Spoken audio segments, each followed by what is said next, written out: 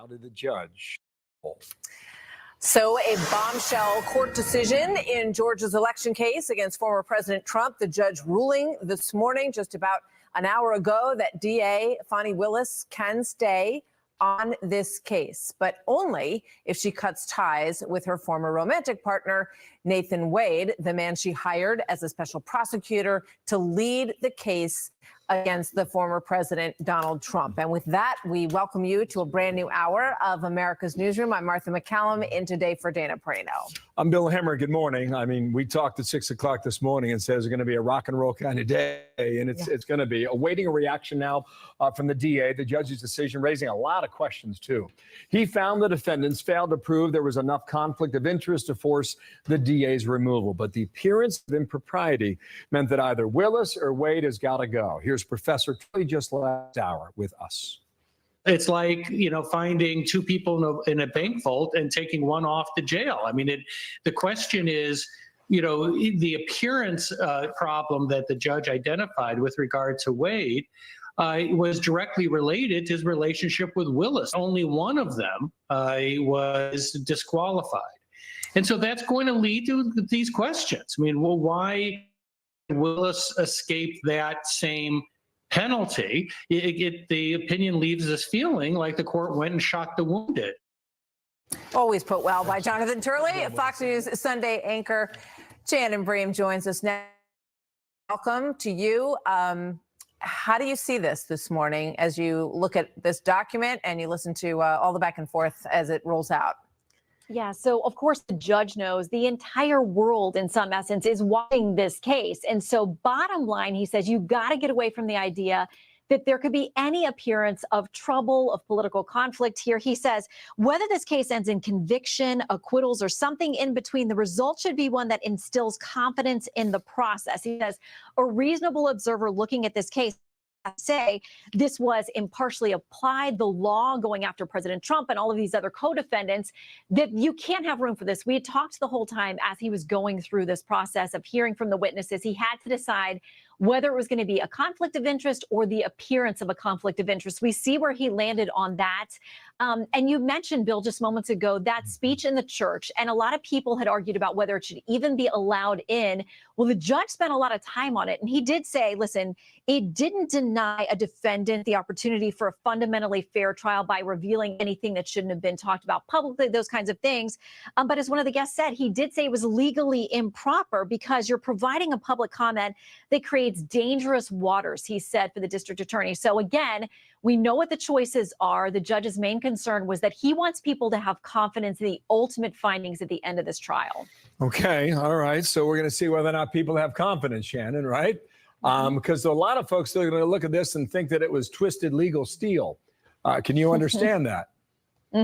Absolutely, because as Professor Turley and others have pointed out, it feels like this goes in a number of directions. He does say reasonable people, the judge says, could find or feel that there was untruthful testimony from Willis or Wade. And yet he said there was not enough evidence for me to find actual conflict of interest. So all of those, travel records and all of those things, he said we did not get to that standard. But I can understand why some people think maybe they didn't get the full truth from these people who took the stand. So for that reason, it's going to be a win and a loss on this motion for both parties. You're going to win some and lose some. Ultimately, the trial stays on track. If Fani Willis decides to stay in charge of it, she has her option to, Nathan Wade can step away. But ultimately, what I want to make sure, the judge says, is that people feel at the end of the day, we've done things properly. But he admits there are things that did not add up in the testimony. Does it stay on track? Especially when you consider that the Georgia Senate is looking at this and the governor, Brian Kemp, could as well? Listen, if Fani Willis decides to stay and keep her team together, absent Nathan Wade, they can get right back on track with this trial. But remember, there are all kinds of other things that have to happen before they get to this trial, including finding a jury who has been hearing about this nonstop, not only on national stations, but there locally in the Atlanta papers, the Atlanta stations. You've got to find a jury now and cobble them together who doesn't have some opinion about what they've heard in this disqualification trial. So there are many more steps, many more challenges I expect to come from these defendants as they move forward in the wake of Judge McAfee's decision. Okay. All right, Shannon, thanks for that. We'll watch you this Sunday. You may not be done this hour, okay? So We're standing by for the Supreme Court, too. Exactly. We may get a couple of Supreme Court decisions this morning around 10:30, and that is going to keep Shannon obviously in the loop between now and all the way through Sunday. So thank you, Shannon. We'll ask you to stand by if you may. So let's bring in Jason Chaffetz, yes, Jason who Chaffetz, is joining us as well. Former House Oversight Committee Chair, Fox News contributor. Your reaction to the news, Jason? It feels like the judge is just trying to cut it in half. And I don't see, much like what Professor Turley was talking about, you're shooting the wounded. I don't know how this case continues to go on. Politically, I think it's a Trump win. I think it creates more confusion and more appearance that there were political motivations, that the case is not strong, that it's a clown show there in Georgia. It's a farce. We've gotten away from talking about the allegations. And remember, this is Donald Trump's most precarious case that's out there, because this case in Georgia, you don't have you can't just get, bailed out by a pardon, either by the governor or by a president of the United States. You can actually go to jail with no ability to be pardoned. So that's the precarious nature of it. But it also delays it. And whatever happens here. Meanwhile, at least 3 people are dead after at least 10 reported tornadoes touched Political timeline at this point. You know what? Speaking of that, Jason, let's take a look at the court timeline and the political timeline and put this up. And I'm going to have to do some audibles here, because some of these things have already changed since this was put together. So you've got the January 6th issue under Special Counsel Jack Smith. That one has been postponed. The March 25th criminal trial in New York now has been 30 days delayed because the Department of Justice didn't turn over certain documents during discovery, which could cause big problems for that case overall. Then you have April 25th, Supreme Court immunity arguments. Obviously, the Trump team is hanging on that decision in a huge way. They are hoping that if that decision goes their way, they can apply it to pretty much all of these cases. That remains to be seen what the Supreme Court will decide there. The classified documents trial we heard about yesterday, they tried to get it dismissed, Jason. That was going to be May 20. Now that's July, August, potentially. And you've got the Republican National Convention in July. And then down at the end, November 5th, Election Day, remember that day? And also the Georgia election interference trial, no date yet on that. But so what's the impact, I guess, Jason, when we lay all of that out and you look at where we're going to be over the next 8 months and all of this, how do you think voters absorb this? I think it's a lot of white noise at this point. I think most people in the country have probably made up their mind on Donald Trump. And I do feel like it is just a political witch hunt. They haven't been able to lay a glove on him. Anytime he gets indicted, his numbers go up. And I think if you go to the average person in Georgia, which really matters, right? It's one of the swing states, and say, hey, what's going on with Donald Trump? I think the most people, particularly those centrists who can swing an election one way or the other, they know it just doesn't smell right. Even the judge is saying the appearance of impropriety, creates a problem for the court. And this show that's been going on for the last, weeks and weeks, it just does not inure to the benefit of the Democrats who are trying to say that they're the adults in the room. It looks like a clown show. Okay. Jason, thank you. Stand by there. Appreciate you jumping on. Back to Shannon Bream, if we still have her.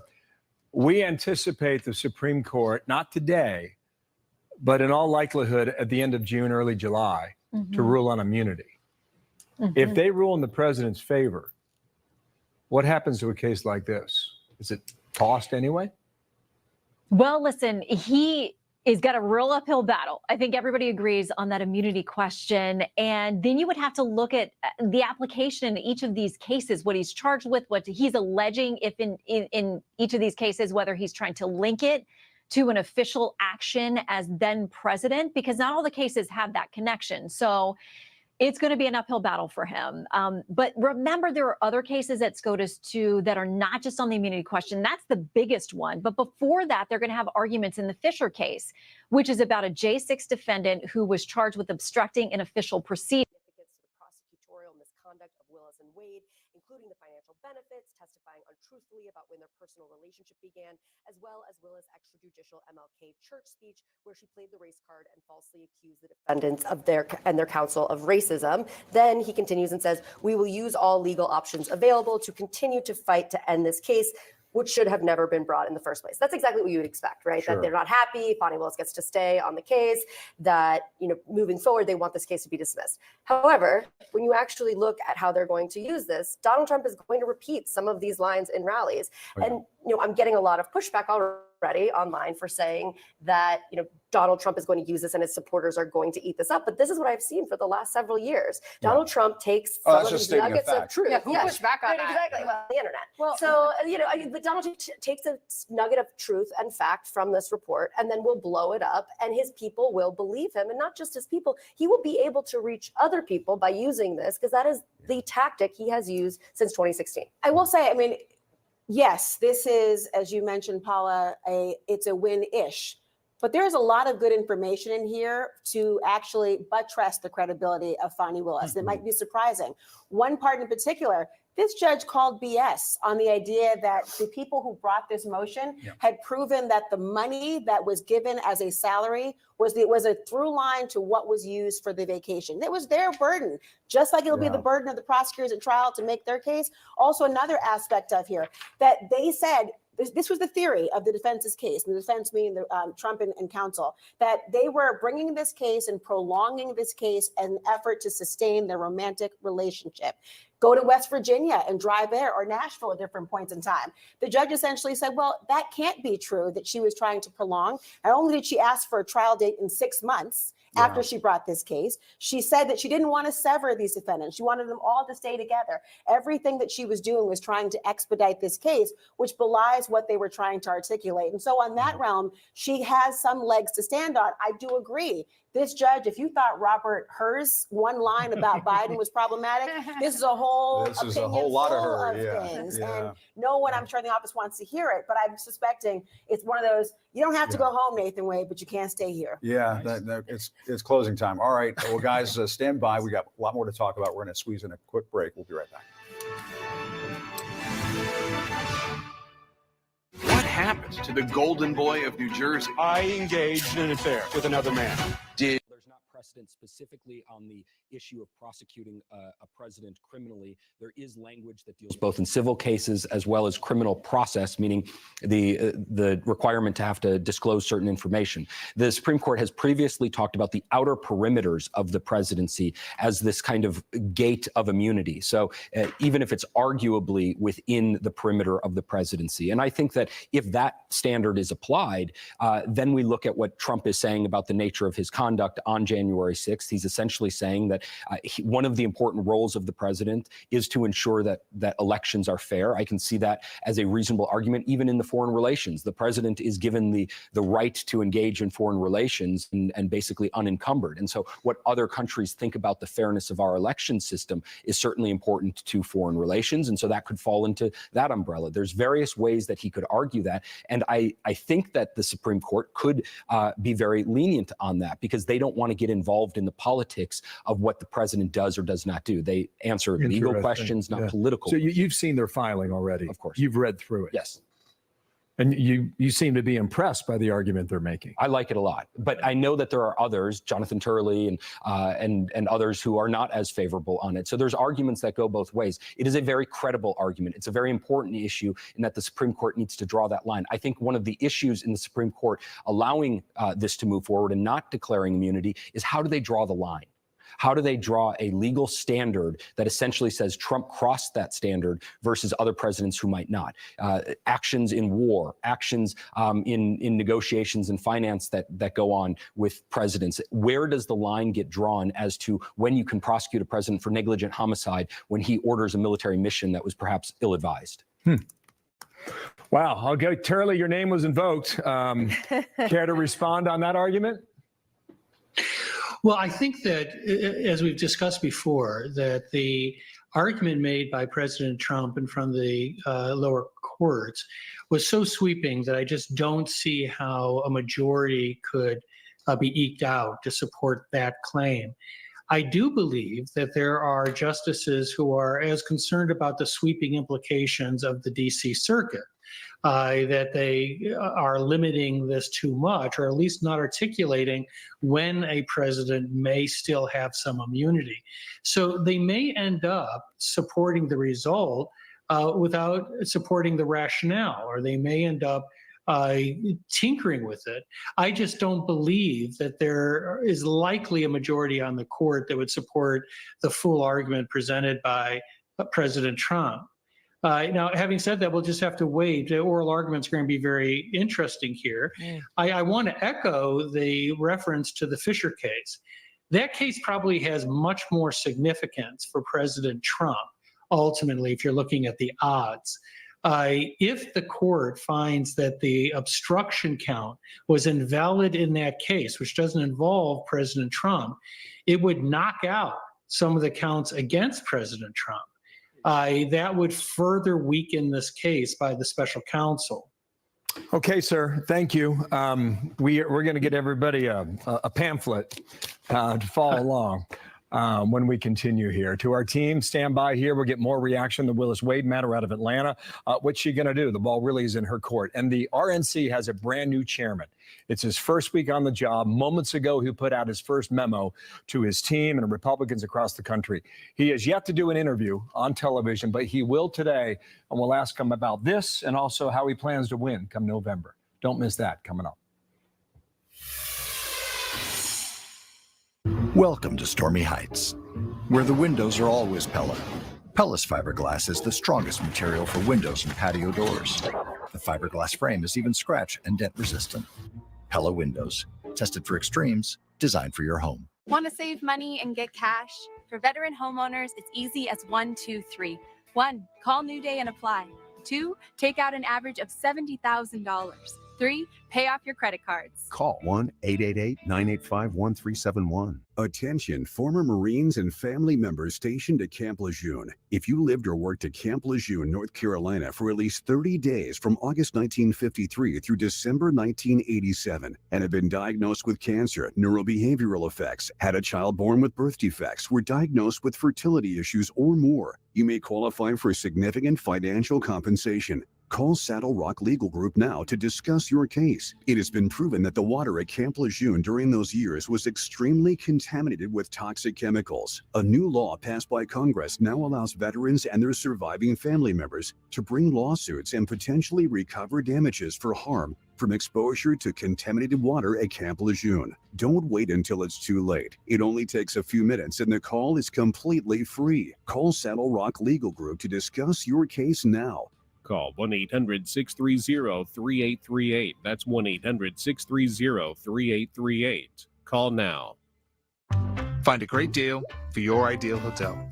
Open Trivago, type in where you want to go, select your check-in and check-out dates, and search.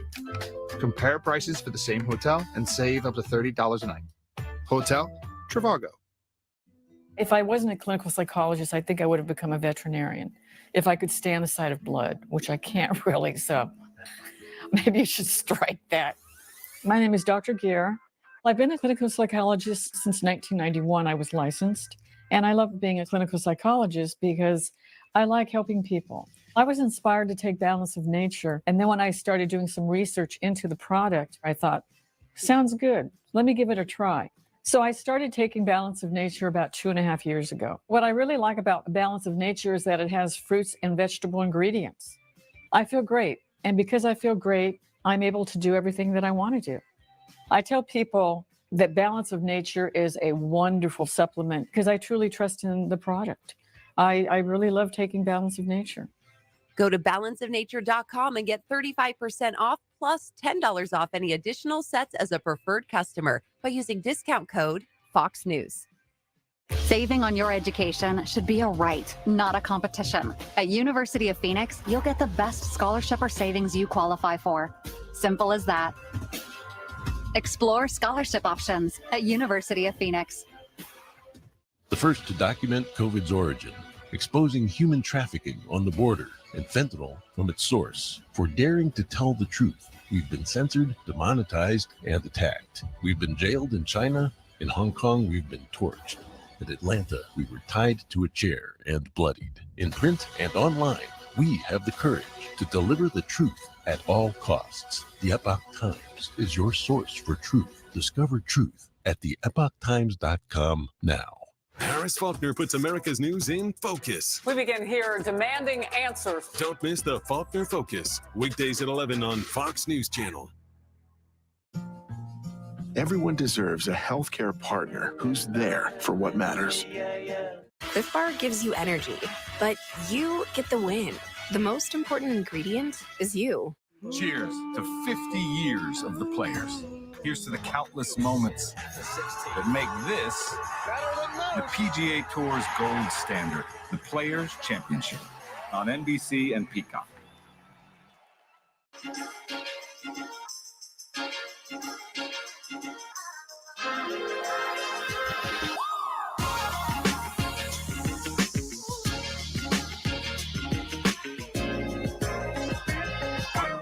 Weekends on the Weather Channel are full of the shows you love. Drive fast, take chances. This could be disastrous. Don't miss Backroad Truckers Saturday with Highway Through Hell, Timber Titans, and Dead Man's Curse Sunday starting at 8 on the Weather Channel. Are you trying to grow your brand using outdated tools? You're just not cool anymore. Making connections is easy with SurveyMonkey. Get market research delivered in hours, not weeks, and clear, actionable insights so you can validate your ideas fast. Finished my chores. Ready for my allowance. Greenlight is way better than how I got paid for chores. Mowing all those lawns really paid off. That was not radical. Bring your family into the financial future. So now, just to update you, awaiting a response now from Fani Willis. What's the DA in Fulton County going to say after the judge ruled that she can remain on the Trump election case if she removes her lead prosecutor? That is Nathan Wade. Our next guest is brand new to the job.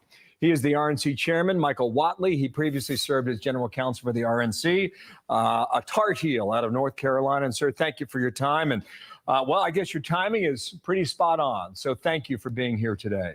Your reaction? Yeah, happy to join with you. Yeah, thank you. Your reaction to the news in Atlanta? Look, I will defer to the president's attorneys on this. Obviously, they are the ones that are dealing with it on a day-to-day basis. But I think it's just one more example of what we're seeing as improper conduct. We're seeing the conflict of interest. And this is just one more instance of there being, legal partisan attempts to go after the president. It's frankly election interference. Okay, so we will wait to see what Fani Willis does. Generally speaking, you're being rather proactive for this election when it comes to election integrity. I'm going to ask you about that in a moment here.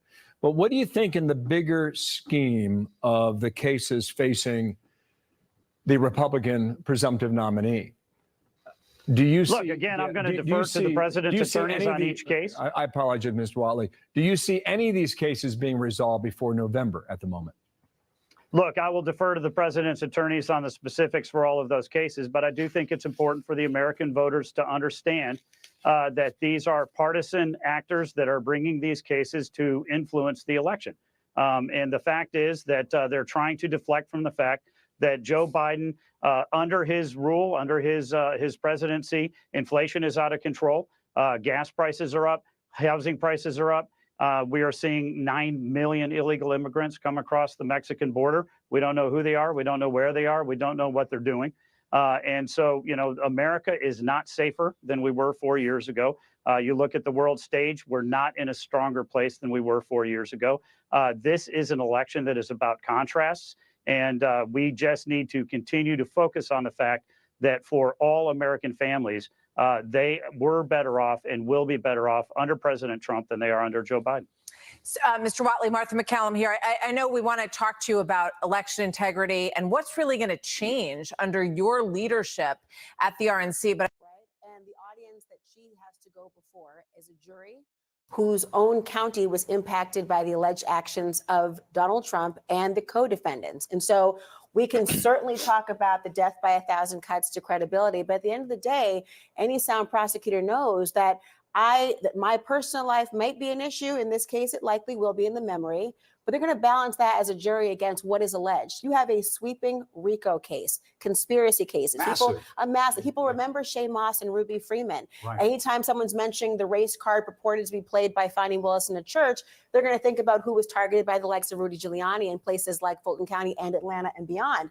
And you're having a balancing test. And so what you would have to believe if the politics comes into play, and there will be that narrative, full stop, they will capitalize, they will seize, they will try to discredit and beyond. But at the end of the day, the jury is going to have this question.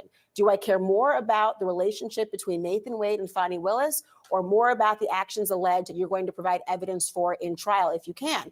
At the end of the day, the reason this did not survive is the very reason that Fani Willis could not succeed. And that is your burden of proof matters. You can't intimate or raise your eyebrow high enough to suggest, I mean, believe me, trust me, I don't care as a jury. Show me. They got to do it here. I want to say one thing, because this happened during the break and it goes to exactly what I was saying. I have gotten multiple text messages now from people close to Donald Trump who said, this is a win for us. We just won. Nathan Wade is out. Nathan Wade was the special prosecutor. Yes, anyway, but this is not for this is for how they're interpreting it. This is not for them. When Donald Trump goes out there and says, I won, then we can ask some questions. This is their internal conversation about how they feel right now. And that it goes to what I said. They're going to put out the statement saying, you know, we're going to fight this. We think she should have been taken off the case.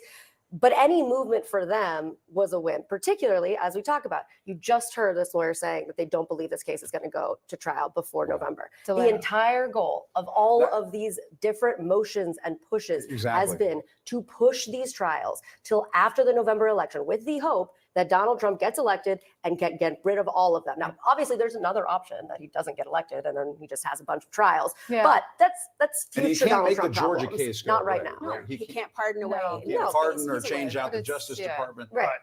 But president going to trial is what would be complicated. But if there's any one thing that Donald J. Trump has been more successful at than any in the last 5 years, it's taking a fact that has a kernel of legal truth to it, spinning it, putting it out to the people, getting it like chum in the water, and confusing the public. He did it in the context of, in one of the New York cases, saying, we won on appeal. I don't understand why this is still here because the judge ruled for it. Well, the judge in one sentence had ruled in Trump's favor, and he sort of had confused people. I think this adds more grist to the former president's ability to confuse the public about what's actually going on. And that's the thing that, Laura, I mean, this has been my observation throughout this entire process, that he has been able to play the legal system of this country like a fiddle.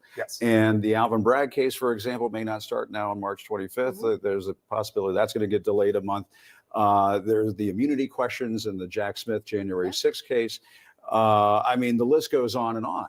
And what are your thoughts about the way that he has just been able to pull this off? I mean, so far, we're not there yet, but every defendant has the right to bring as many sound motions as possible to aid in their defense, full stop.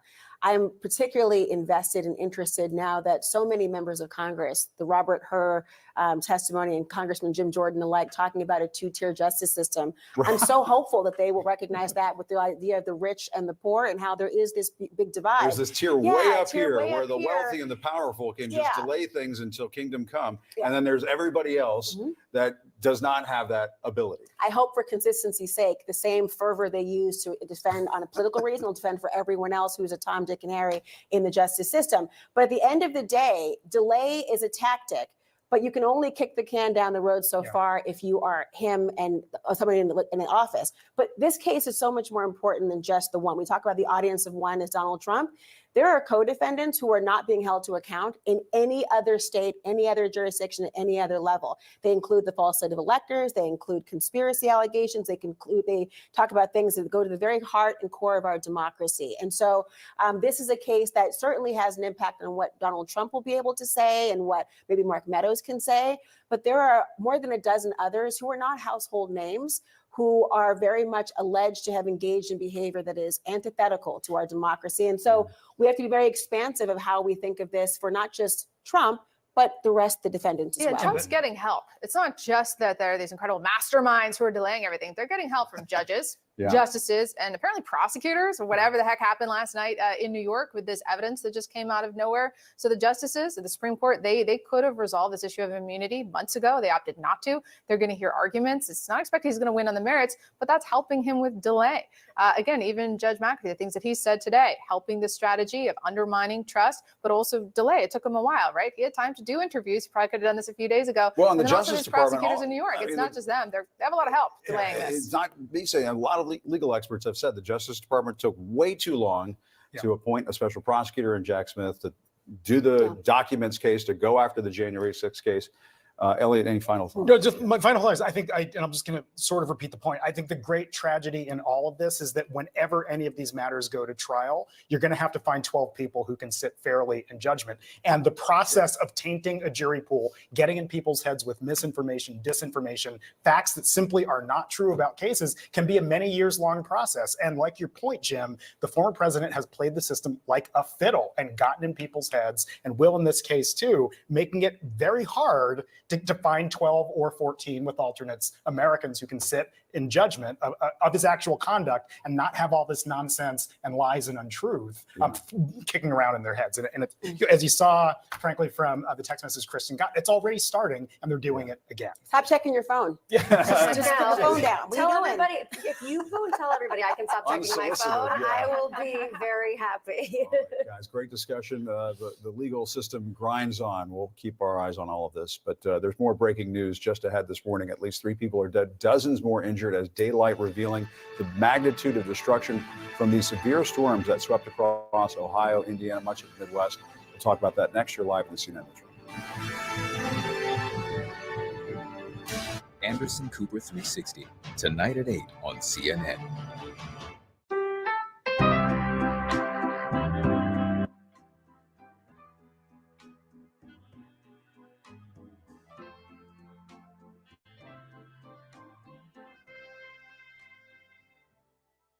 It's odd how, in an instant, things can transform, slipping out of balance into free fall.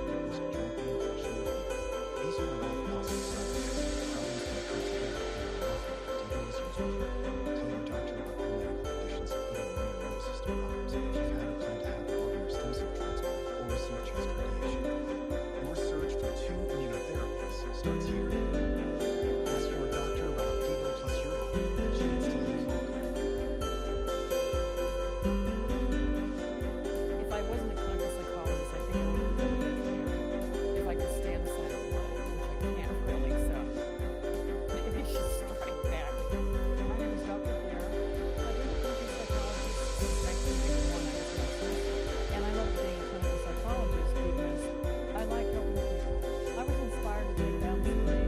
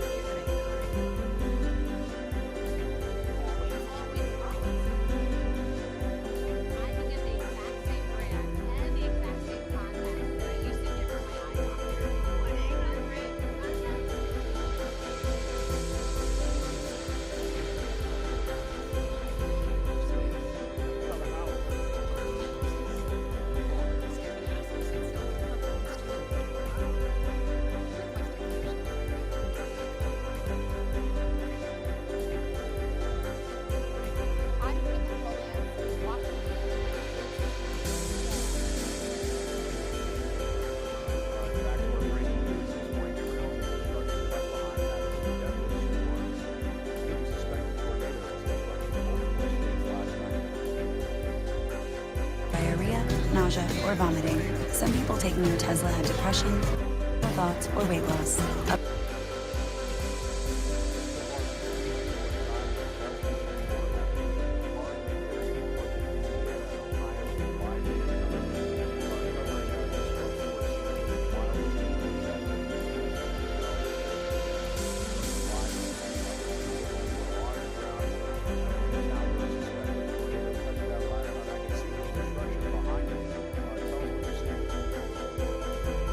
With regard to immigration, so as soon as Governor DeSantis comes out, he's going to talk about their plan when they anticipate they're going to have a lot of Haitians headed their way based on the absolute chaos that's going on in Haiti right now. That island country is a mess. Again, it has been for decades. It's been a black hole for governments that have shoveled money toward the leaders in that country, and they continue to let their people down time after time after time. And it's happened yet again. How that affects us, we wait to see. DeSantis, remember, he was on board the whole Texas idea with Governor Abbott, with putting illegals in Florida on buses. Remember, he flew that group to Martha's Vineyard over the summer, got all kinds of headlines. And that was really the moment, I think, when the rest of the country started paying attention to what DeSantis and Abbott were doing with the border issue and with illegals. There's Florida National Guard in Texas helping them with that effort. Operation Lone Star, they're trying to protect their own border. That's being challenged in the courts. It's a fascinating battle that's going on in the country right now. Yeah, Jillian Turner has more U.S. Department of State. Jillian, let's check in with you while we await the governor. Hello. Good morning to you, Bill and Martha. There are really potentially hundreds of Americans trapped on the ground in Haiti right now. As you mentioned, the country is teetering on the brink. The State Department says they have no plans to try and get those Americans out either now or in the future. We are not actively planning for any evacuation. For 4 years, we have been telling Americans, do not go to Haiti. Do not travel there. It's not safe to do so. And for those who are there, leave as soon as you can feasibly do so without putting yourself at risk. State officials have been telling us for days now that they do not know how many Americans are there. Listen to this. It's impossible for us to know for sure. There are several hundred Americans who have registered to receive more information. U.S. Marines from an anti-terrorist unit are in Port-au-Prince, the capital now, but the Pentagon says they're not there to help Americans escape either. We have installed additional security personnel, but that's all they're doing is just securing the embassy. So the Biden administration may not conduct any rescue operations. Florida, though, has launched a portal to help Floridians stranded there in Haiti. They've also deployed 250 border officials to the coast in preparation for what could be a large wave of Haitians fleeing to the United States. You're going to continue to have people who will leave the country and find their ways, legally and illegally. Republicans up on Capitol Hill with this warning. There's no way to be able to vet these people, so we shouldn't be doing this right now. We just saw a young lady murdered in Georgia, Laken Riley, because of a person that was paroled. So yesterday afternoon, ironically, or perhaps unironically, the Senate confirmed a new ambassador to Haiti. There has been none in place during this crisis unfolding so far. So that's a welcome development. The problem is that military experts now warning they are concerned about this situation turning into an Afghanistan 2.0. That's what they call it, where Americans get left behind. Bill and Martha. Okay, Jillian, good reporting there. U.S. Department of State, thank you. Waiting on the Florida governor, we are. He should be out any moment. And we're waiting on a decision from Fani Willis. The legal ball is now in her court. Next. Liberty Mutual customized my car insurance and I saved hundreds. That's great. I know, I've been telling everyone. Liberty. Liberty. How many people did you tell? Only pay for what you need. Liberty, liberty, liberty. Liberty. Zyrtec.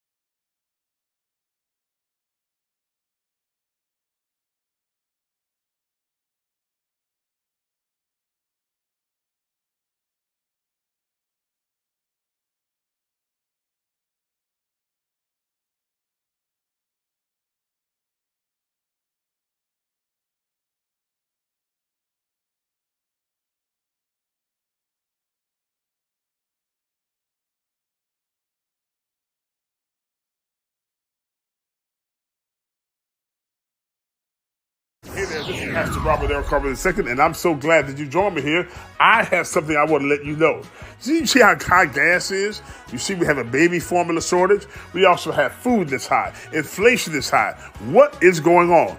Well, things may get worse before they get better, and you need to be prepared. Go to preparewithrobert.com. Go to preparewithrobert.com. Brought to you by My Patriot Supply. Get emergency food kits right there for 2,000 plus calories a day. You're going to need that. It's brought to you by My Patriot Supply. Go to preparewithrobert.com. Don't be left behind. Be ready now. Let's go.